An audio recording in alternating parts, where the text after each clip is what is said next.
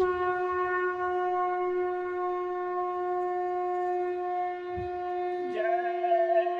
गुरुदेव। जय गुरुदेव।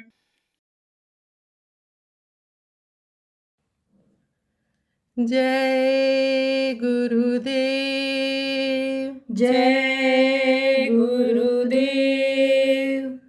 मन तू भजन नहीं यदि करी हो, मन तू भजन नहीं यदि करी हो, तो बिन भजन भव सागर में, तो बिन भजन भव सागर में, डूबी डूबी के मरी हो, डूबी डूबी के मरी हो, मन तू भजन नहीं यदि करी हो, मन तू भजन नहीं यदि करी हो, बहु दुख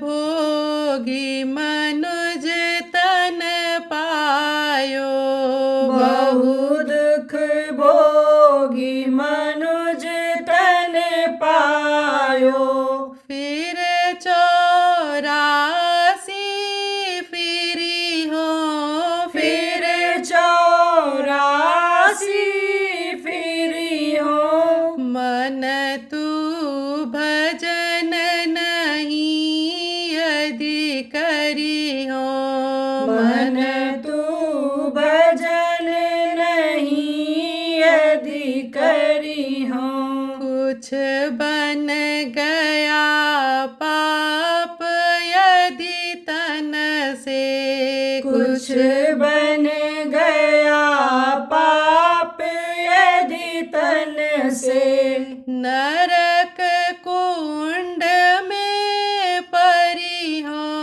नरक कुंड में परी हो, मन तू भजन नहीं यदि करी हो, मन तू भजन नहीं यदि करी हो, यम के दूत वहाँ दुख दे हैं, यम के दूत वहाँ दुख दे हैं, बर बस जरी हो मरी हो, बर बस जरी हो मरी हो, मन तू भजन नहीं यदि करी हो, मन तू भजन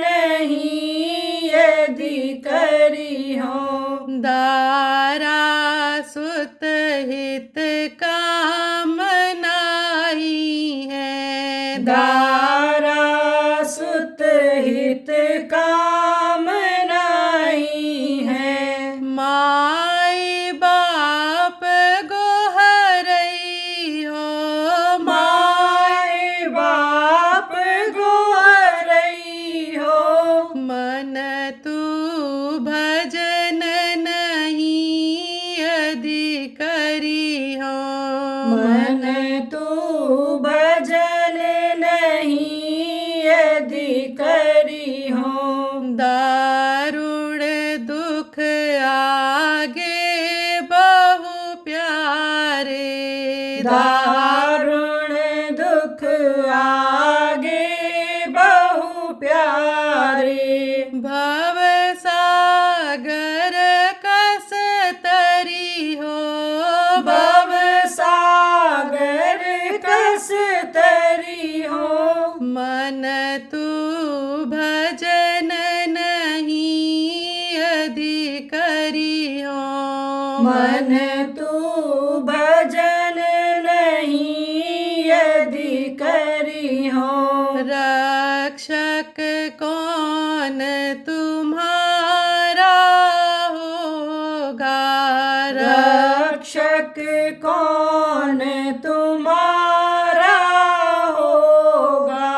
गुरु का पंथ ना धरी हो, गुरु का पंथ न धरी हो। मन तू भजन नहीं अधिकरी हो। मन तू भजन नहीं अधिकरी हो। अब तक खोज किया नहीं सतगुरु, अब तक खोज किया नहीं सतगुरु। फिर पीछे पछतई हो, फिर पीछे पछतई हो। मन तू भजन नहीं अधिकरी हो। मन तू भजन नहीं अधिकरी हो। जय गुरुदेव कहे फिर दुख में, जय गुरुदेव कहे फिर दुख में। किन की ओर निहरी हो, किन की ओर निहरी हो। मन तू भजन नहीं अधिकरी हो। जय गुरुदेव। जय गुरुदेव।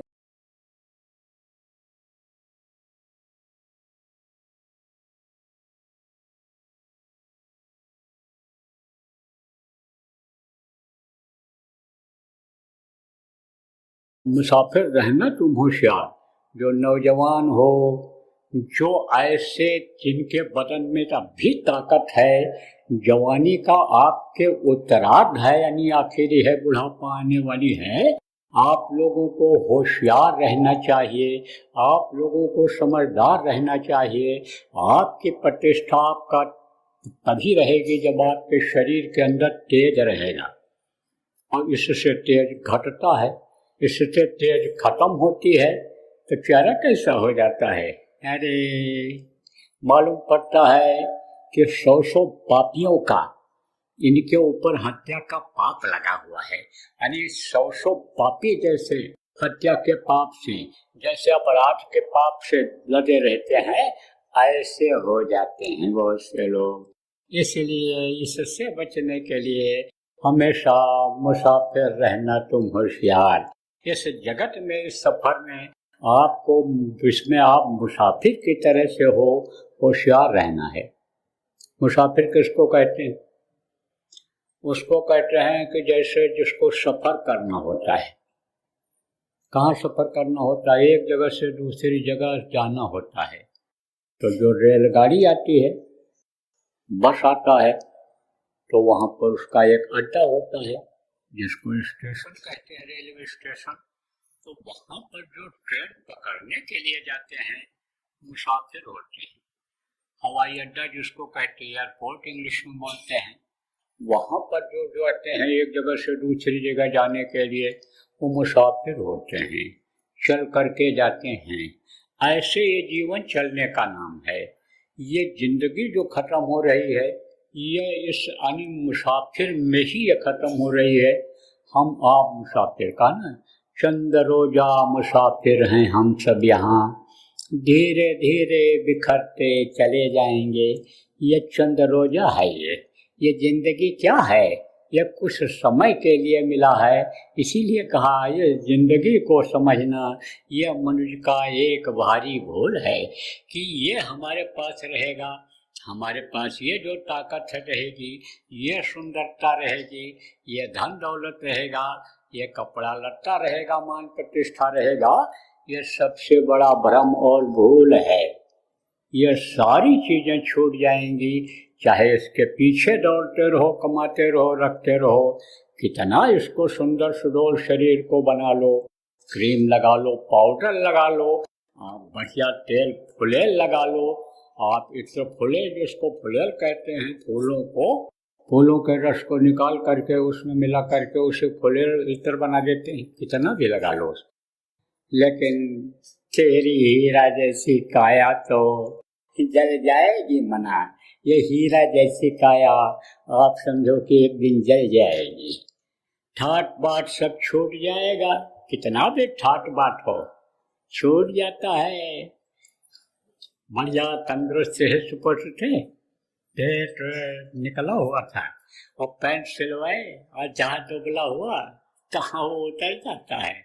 आप ये सब जो दूसरा फिर लपेटते हैं, कोई और मोटे हो गए, वो कपड़ा छोटा हो गया, छूट जाता है। लुंगी लपेटते हैं, धोती पहनते हैं, उस नाप का कपड़ा ही नहीं बन पाता है।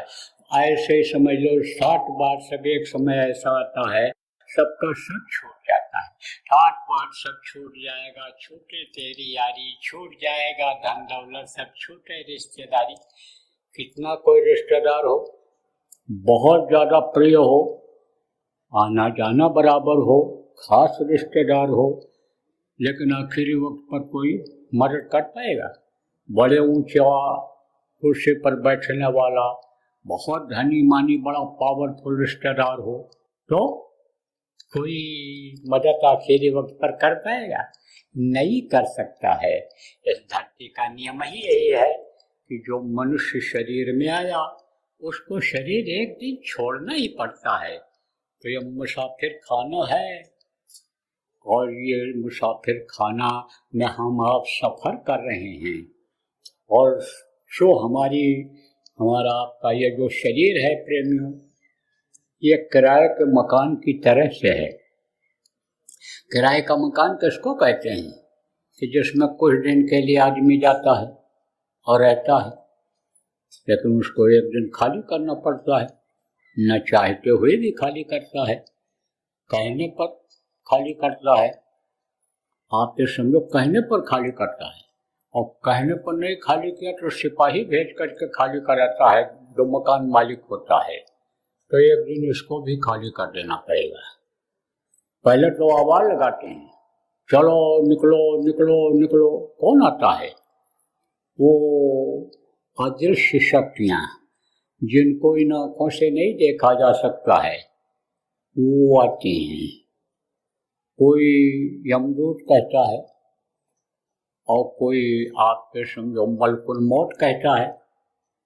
आप समझो मुसलमान लोगों को मलकुल मौत कहते हैं, हिंदू यमदूत कहते हैं, और शिष्ट भाषा में कहते हैं कि वो भगवान के दूत आ गए, वो निकाल करके ले गए, चले गए, खुदा को प्यारे हो गए, भगवान को प्यारे हो गए, लोग ऐसा बोलते हैं।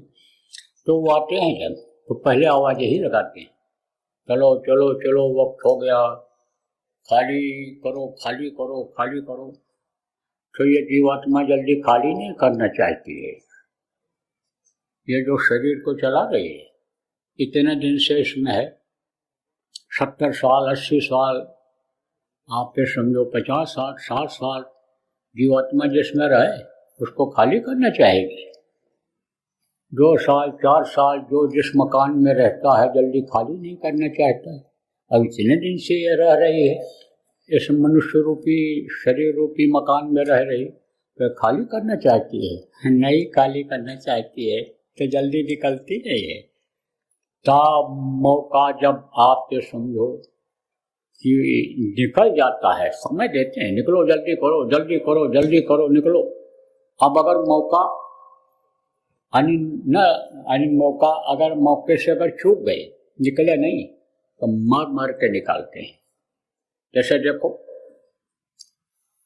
कोई सरकारी जमीन पर कब्जा कर लिया और मकान बना लिया, अब सरकार खाली कराना चाहती है, तो उसके जो कारिंदे होते हैं, कर्मचारी होते हैं, अधिकारी होते हैं, कहते भाई खाली कर दो, मकान गिरेगा, ये खाली कर दो।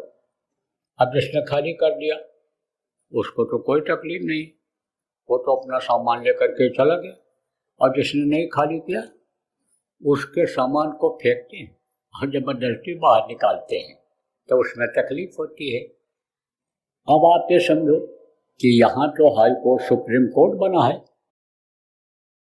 किसी भी ग्राउंड पर स्टे ले आता है आदमी, कैसे भी ले आवे, लेकिन वहाँ स्टे उसमें नहीं चलता है।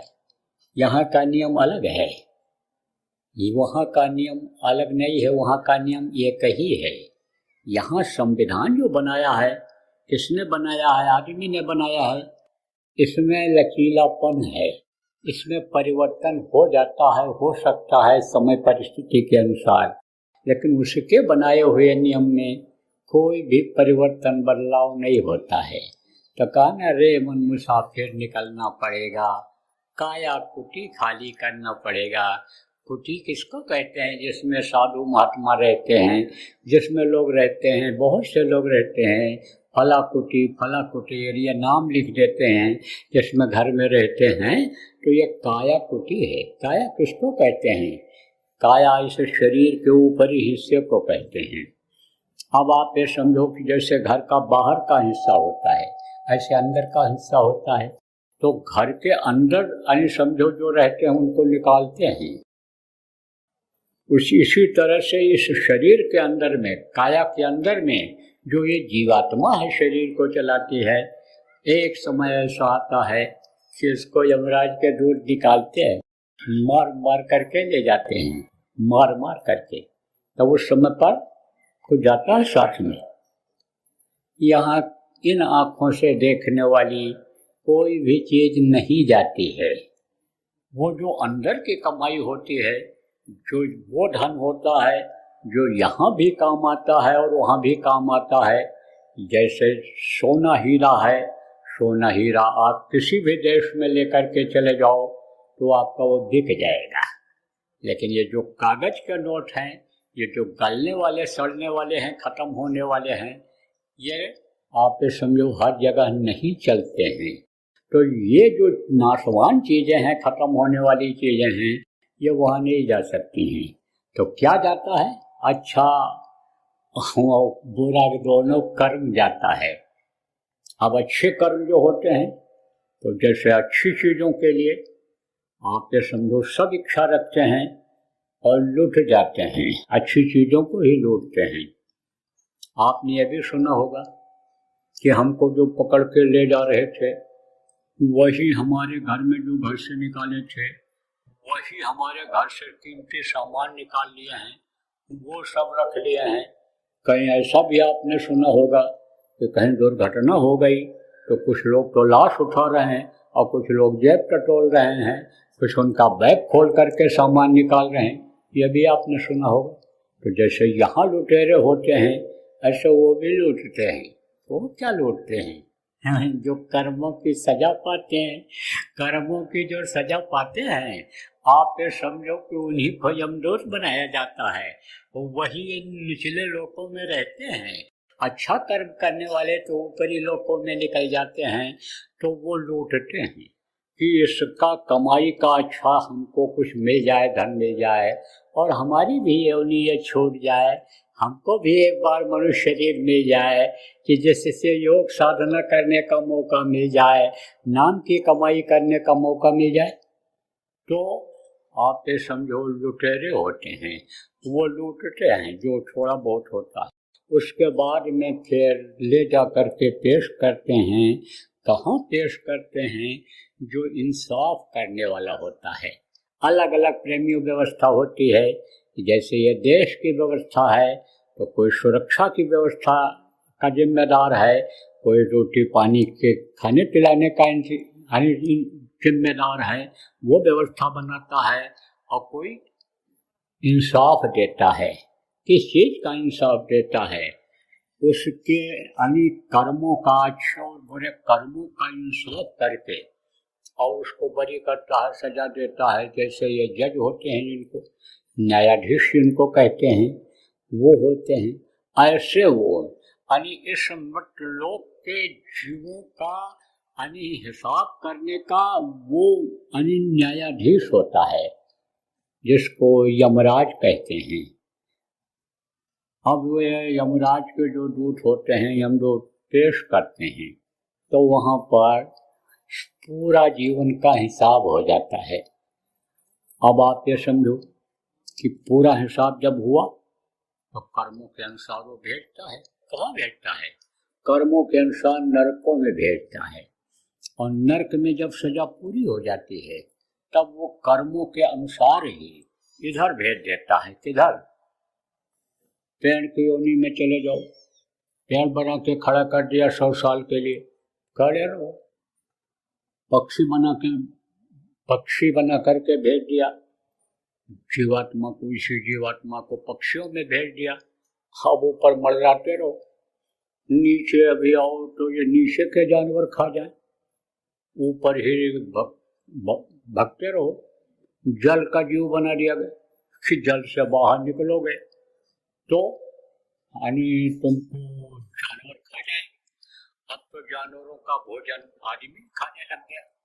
ये जो मछली है, मछली पानी के ऊपर तैरने लग जाए, अभी ऊपर आ जाए तो गिद्ध और कौवा मरलाते रहते हैं और फौरन चोंच मारते हैं उनके ऊपर। अब आप ये समझो वो बाहर निकलने की इच्छा ही किया तब तक वो लगे हुए हैं पानी से बाहर। अगर कोई कछुआ निकल आवे तो वहां शिकारी लगे हुए हैं और फट से मारते हैं नुकीली चीज ऊपर से और पकड़ करके ले जाते हैं, खा जाते हैं। तो समझो जान का खतरा हमेशा रहता है। अब इस वक्त तो आदमी के कर्म ऐसे खराब हो गए कि आदमियों के भी जान का खतरा बढ़ रहा है, उसी तरह से बढ़ रहा है जैसे पशु और पक्षियों के जान का खतरा बढ़ रहा है, ऐसे आदमियों के जान का खतरा बढ़ रहा है। लेकिन सबसे ज़्यादा खतरा तो आदमी से ज़्यादा खतरा इन जानवरों का रहता है। आप ये समझो कितने भी भारी जानवर हों, कितने भी ताकतवर जानवर हों, जंगल के शेर हो, चीता हो, आप ये समझो वो भी डरते हैं, उनको वो भी शिकार हो जाते हैं। कुछ जानवरों के शिकार हो जाते हैं जो उनसे ताकतवर होते हैं और उनसे बच जाते हैं तो आदमी के शिकार हो जाते हैं, आदमी के शिकार हो जाते हैं। तो अब जान बचाते फिरते रहना पड़ता है, इन्हीं में डाल दिए जाते हैं। देखो कीड़े ऐसे चलते हैं और दूसरा कीड़ा आता है, कीड़े को पकड़ लेता है, जान बचाना मुश्किल है, इनमें डाल दिए गए। अब एक होता है कि आदमी उम्र पूरी करने के बाद मरता है तो उसमें उतनी तकलीफ नहीं होती है। अगर बुरे कर्म नहीं किया है, पापी कर्मी नहीं है, तो उसको यमराज के दूत नहीं निकालते हैं। यमराज के दूत जब मारते हैं, निकालते हैं, तब हड्डी हड्डी में दर्द होता है, तब तकलीफ होती है। और अगर पाप कर्म नहीं होता है तो तकलीफ मरते समय सबको होती है। तभी तो कहा गया जन्मत मरत दुषा दुख होई, जन्मते वक्त और मरते वक्त दोनों समय तकलीफ होती है। तो उनको उतनी तकलीफ नहीं होती है जितनी तकलीफ पापी कुकर्मी जीवों को होती है, उतनी तकलीफ समझो उनको नहीं होती है। क्योंकि पापी कुकर्मी जीवों को मैंने बताया कि मार मार करके निकालते हैं, हड्डी हड्डी चटकती है, आपकी रोशनी खत्म हो जाती, दिखाई नहीं पड़ता, सुनाई नहीं पड़ता, बोलना भी चाहता है बचत के लिए, किसी को पुकारना भी चाहता है तो कोई समझ ही नहीं पाता है, क्योंकि ये जबान तुतली हो जाती है, ताकत इसकी बोलने की खत्म हो जाती है, प्राण पीड़ा उठती है। उस समय कहा गया प्राणों के निकलने का समय होता है। जब प्राण ये छोड़ते हैं अपनी जगह तो दर्द पैदा हो जाता है। देखो सीने में दर्द पैदा हो जाता है, देखो उसी को हार्ट अटैक कहते हैं कि जब प्राण यानी समझो कि प्राणों को हवा नहीं मिलती है बाहर से या नली ब्लॉक हो जाता है, तब आप समझो हार्ट अटैक होता है। तो दर्द बहुत होता है, हार्ट अटैक होने से पहले बहुत दर्द होता है। तो तकलीफ तो उनको भी होती है, लेकिन तकलीफ इनको भी होती है मरते समय। तो कहने का मतलब आप ये समझो प्रेमियों कि उन योनियों में अब न जाना पड़े। क्यों? क्योंकि ये जो मनुष्य शरीर आपको मिला, यह बड़े भाग्य से मिला है, बड़े भाग्य मानुष तन पावा, असुर दुर्लभ सदगंथ आवा। जितने भी देवता हैं, जितने भी अनिल समझो, जितने भी देवी हैं, जितने भी चर और अचर के जीव हैं, आप ये समझो कि सब मनुष्य शरीर पाने के लिए लालायित रहते हैं। मनुष्य शरीर ये जो आपको मिला, ये देव दुर्लभ शरीर मिला है और इसी में पार होने का, इसी में 84 लाख ये जो योनियां हैं, इनसे छुटकारा पाने का रास्ता है। तो 84 लाख योनियों में सबसे श्रेष्ठ योनि ये है जो आपको मिली है। लेकिन अब की बार अगर चूक गए तो लौट 84 आया, फिर इसी में आना पड़ेगा लौट करके। इसलिए अब की बार चूकना नहीं है। अब की बार तो समझो कि जैसे घाट पर बैठ गए हो और आपकी नाव बस आगे बढ़ने ही वाली है। आप घाट पर पहुंच गए हो और बस आपको नाव में खाली बैठ जाना है, जहाज में आपको खाली बैठ जाना है। नाव वाली जगह पर आप पहुंच गए हो और बस खाली नाव में आपको बैठ जाना है। कौन सी नाव में? नाम जहाज। ये जो नाम है जो आपको प्रेमियों मिला है, गुरु महाराज ने दिया है। गुरु महाराज के जाने के बाद आपको बताया गया है, इसको संतों ने जहाज कहा है। यह नाम जहाज है। इस पर अगर बैठ जाओगे, इसको अगर आप पकड़ लोगे, बोले मुझे ट्रेन पकड़नी है, प्लेन पकड़ना है, मुझे भाई जल्दी है, तो पकड़ने मतलब क्या होता है कि यह नाव नाम रूपी जहाज है। नाम रूपी जहाज को पकड़ लो, इसको पकड़ लो, तो इस भवसागर से पार होने में आपको दिक्कत नहीं होगी। जो पहली बार आए हो कहोगे भाई भवसागर क्या है? भवसागर यही तो है जहाँ पर हंस रहे हो और बस थोड़ी देर में देखो हंसते हैं फिर रोने लगते हैं। कोई संदेश, शोक संदेश आ गया, मामा मर गए, फूफा मर गए, भाई मर गए, एक्सीडेंट हो गया, गाड़ी लड़ गई, अब देखो गमगीन हो गए, रोने लग गए। अभी तक हंस रहे थे और रो रहे थे और बस कोई भुला दिया उसको, जिस गम से, जिस तकलीफ से रो रहे थे, तो फिर हंसने लग गए। पेट में बहुत दर्द है, अब दवा ले लिया और दर्द खत्म हो गया, तो फिर वैसे जैसे थे पहले, हंसी खुशी। तो यही है भवसागर। जहाँ मरते हो और जहाँ पर जीत पैदा हुए हो, ये भवसागर है। जहाँ रोज कम माने जाते हो और रोज खाते हो, रोज लेटरिन पेशाब करने जाते हो, यही है भवसागर। ये छूट जाए, इससे पार हो जाओ, यह सबसे बड़ी नियामत है, यह सबसे बड़ी प्रभु की दया है, यह उस मालिक की मेहरबानी है। तो ये मेहरबानी लेने के लिए नाम की कमाई करो। मन तू भजो गुरु का नाम, जो गुरु ने नाम दिया इसको आप लोग भजो। जैसे संगी हो, प्रेमी हो।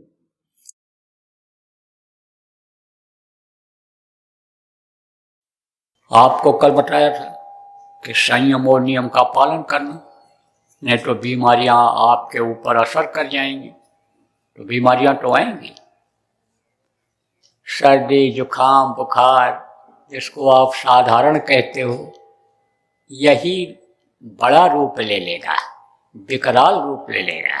हल्का बुखार भारी हो जाएगा, जानलेवा हो जाएगा। जुकाम यही जब जकड़ जाएगा, सांस लेना मुश्किल हो जाएगा, तब कल्याण टूट जाएगा, अंदर कुछ जा नहीं सकता है, आपके सांस लेने में दिक्कत हो जाएगी। इसलिए संयम और नियम का पालन करना, ठंडी गर्मी और ये चीज़ें जो यानी जितना ही बर्दाश्त करने के लायक शरीर है उतना ही आप बर्दाश्त करना, बाकी बचे रहना, तो बीमारियां भी आएंगी। जय गुरुदेव।